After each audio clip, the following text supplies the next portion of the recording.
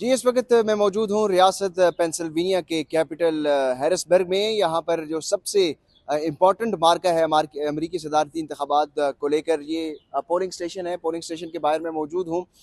यहाँ पर इतना ज़्यादा रश ना होने की एक वजह ये भी है कि जो अर्ली पोल्स हैं उसकी भी सहूलत दी जाती है, और वोटिंग का सिलसिला जो है वो पोलिंग डे से पहले भी, हफ्ता पहले जो है वो स्टार्ट हो जाती है। तो ज़्यादातर लोग जो है वो अर्ली पोल के ज़रिए भी वोट कास्ट कर लेते हैं, लेकिन फिर भी उसके बावजूद यहाँ पर लोग जो हैं वो अपना वोट पोल करने के लिए यहाँ पर आ रहे हैं। एक वोटर हमारे साथ यहाँ पर मौजूद हूँ।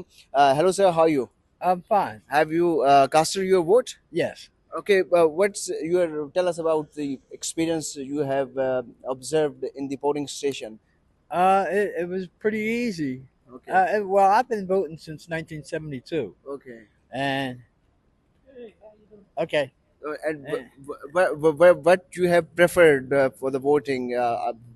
What you are looking to vote, and what was your main objective to vote? my main objective to vote is because our people back in the day, and up until the '60s, weren't allowed to vote, Okay. and black people in America actually died trying to get the right to vote. Yeah. So, yeah, I feel it's my it's my privilege, it's my honor to represent those who went before me Okay. to vote because yeah, we're free, and Yeah. Okay. so Pennsylvania is very important state when it comes to, for the presidential election. So, what are the trends here you have observed?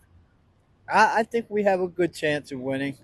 I don't reveal who I voted for. I will not ask you. Okay, but yeah, I think whoever wins Pennsylvania will win the presidency. And what's the trend here? What's the chance? Trend. The trend? It's blue Oh, or red. it varies. Okay. It varies because we've had Republican governors, Yeah. we've had Democratic governors. It seems like it's just who the better candidate is Yeah. every year, and they usually win. Okay. Yeah. But usually, Democrats win from here, except 2016. 16. And are we going to see any surprise here? I I I can't even answer that. We might not. Okay Yeah. Okay, thank you very much sir. Okay. All thank you. right. तो voting का अमल जो है वो voting का सिलसिला जो है वो जारी है, और पेंसिल्वेनिया में तकरीबन कोई 16 लाख जो वोटर हैं उन्होंने अर्ली वोट के ज़रिए जो है अपना वोट जो है वो कास्ट कर दिया है। और पेंसिल्वेनिया की इम्पोर्टेंस इसलिए भी ज़्यादा है कि जो स्विंग स्टेट्स हैं उसमें सबसे ज़्यादा जो इलेक्टोरल कॉलेज के वोट्स हैं 19, वो इस पेंसिल्वेनिया की जो रियासत है वहाँ पर है।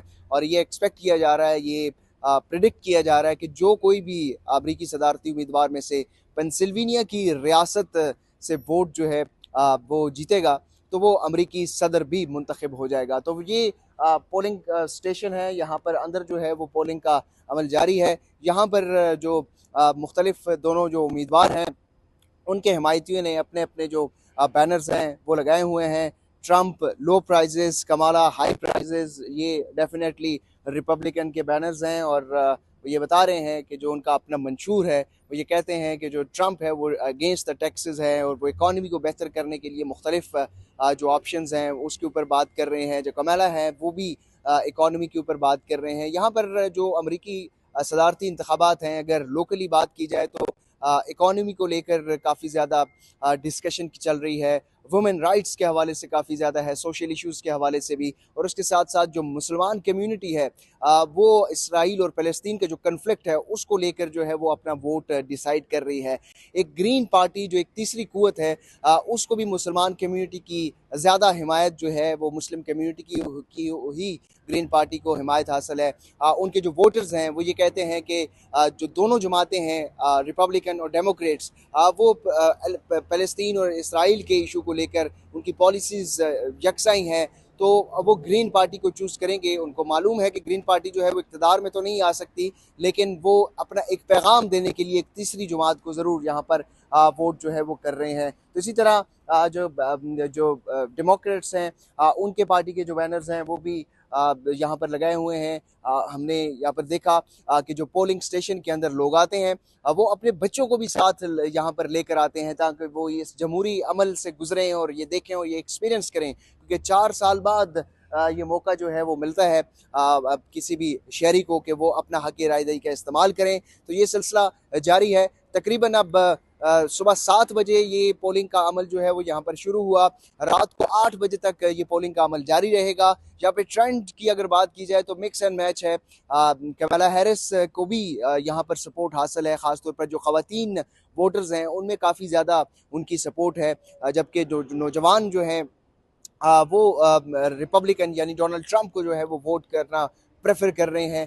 तो ट्रेंड जो है वो मिक्स एंड मैच है, बड़ा नेक टू नेक मुकाबला चल रहा है। इसीलिए पेंसिल्वेनिया की इंपॉर्टेंस जो है वो काफ़ी ज़्यादा है और यहाँ पर मार्जिन जो जीत का जो मार्जिन होगा वो इंतहाई कम प्रिडिक्ट किया जा रहा है। इसीलिए यहाँ पर ट्रेंड्स जो हैं वो प्रिडिक्ट नहीं किए जा सकते पोलिंग को देखते हुए। तो ये यहाँ पर सूरत हाल है। शाम को 8 बजे जब यहाँ पर पोलिंग का अमल जो है वो मुकम्मल होगा, उसके बाद जो है वो नताइज इकट्ठा होना शुरू हो जाएंगे और उम्मीद ये की जा रही है, क्योंकि यहाँ पर इलेक्ट्रॉनिक और पेपर बैलेट के ज़रिए दोनों ज़रिए से वोटिंग होती है, तो उम्मीद ये की जा रही है कि नताइज जो है वो आना शुरू हो जाएंगे। कुछ नताइज में ताख़ीर एक्सपेक्ट की जा रही है कि जो एडमिनिस्ट्रेशन है वो ये कह रहे हैं कि नताइज आने में 2 से 3 दिन भी लग सकते हैं। लेकिन जो रिपब्लिकन उम्मीदवार हैं डोनाल्ड ट्रंप, उन्होंने ये कहा है कि अगर नताइज में ताख़ीर हुई तो वो इसको बिल्कुल भी बर्दाश्त नहीं करेंगे।